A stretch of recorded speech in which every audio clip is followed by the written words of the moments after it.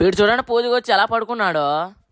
ఇంతకీ మ్యాటర్ ఏంటంటే నేను మా అన్నయ్య కలిసి పూజకి వెళ్ళాం. దసరా కదా, మా ఊరిలో ఉన్న భవానీలందరూ కలిపి దుర్గమ్మ బొమ్మ పెట్టారు. ఆ బొమ్మ చూడడానికి వెళ్ళాం. మేము వెళ్ళబోడికే అక్కడ పూజలు ఆల్రెడీ స్టార్ట్ అయిపోయి ఈ రోజు ఈ పూజకి చాలా మంది వచ్చారు. నన్ను చూసి మా భవానీలు చూడండి ఎలా హాయ్ చెప్తున్నారు. అలా కాసేపటికే మా లక్కీ కూడా వచ్చాడు.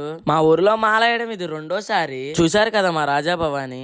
కాసేపటికే మా సెలబ్రిటీ వచ్చాడు, అంటే మా మామయ్య. అలా చూస్తూనే మా శ్రీనిమయ్య కూడా వచ్చాడు. అక్కడ పూజ జరుగుతూ ఉంటే మా పిన్ని చూడండి పాపతో ఎలా ఆడుకుంటుందో. అక్కడ నించున్న అతనే గురుస్వామి. వీడు చూడండి పూజకు వచ్చి ఎలా పడుకుంటున్నాడు.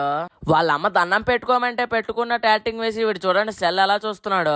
ఈ రోజు శుక్రవారం కదా, అందుకే భవానీలందరూ కలిసి పడి పూజ చేస్తున్నారు. అలా చేస్తుండగానే కొంతమందికి అమ్మవారు పూనింది. అలా బొమ్మ దగ్గరికి వెళ్తే మా ధనుష్ భవానికి టైఫాయిడ్ వచ్చిందని తెలిసింది. మొత్తానికి పూజ అయితే అయిపోయింది. నేను మా లక్కీ కూడా ప్రసాదం అయితే తీసుకున్నాం. వాడు నాన్న ప్రసాదం పట్టుకో వస్తే మా చరణమాయ చూడండి ప్రసాదం ఎలా అడుగుతున్నాడు. కానీ మా లక్కీ కూడా కాదనకుండా ఇచ్చాడు. ఎంతైనా మామి కదా. వాడి దగ్గర తీసుకొని ఎలా తింటున్నాడో చూడండి. మా భవానీ పరిస్థితి చూడండి ఎలా అయిందో.